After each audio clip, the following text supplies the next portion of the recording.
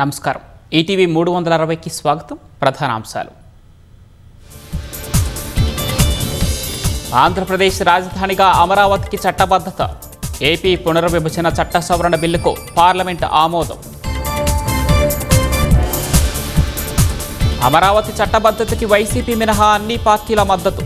విభజన హామీల్ని అమలు చేయాలని కేంద్రానికి రాష్ట్ర ఎంపీల విజ్ఞప్తి. కాళేశ్వరం ప్రాజెక్టుపై రాజ్యసభలో మాటల యుద్ధం. సిఆర్ పాటిల్ వ్యాఖ్యలపై బీఆర్ఎస్ ఆక్షేపణ. తిప్పికొట్టిన కిషన్ రెడ్డి. సమీకృత భూభారతి పోర్టల్ను ఆవిష్కరించిన మంత్రి పొంగులేటి.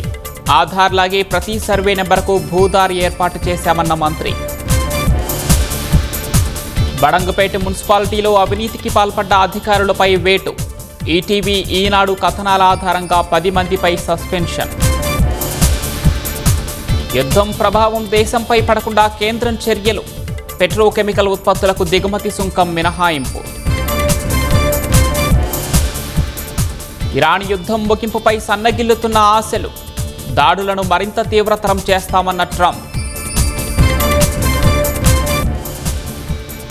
చమురు ఆధారిత దేశాల ఆర్థిక వ్యవస్థల్ని దెబ్బతీస్తున్న యుద్ధం. హర్మూజ్ జలసంధి మూసివేతతో స్తంభించిన ఎగుమతులు.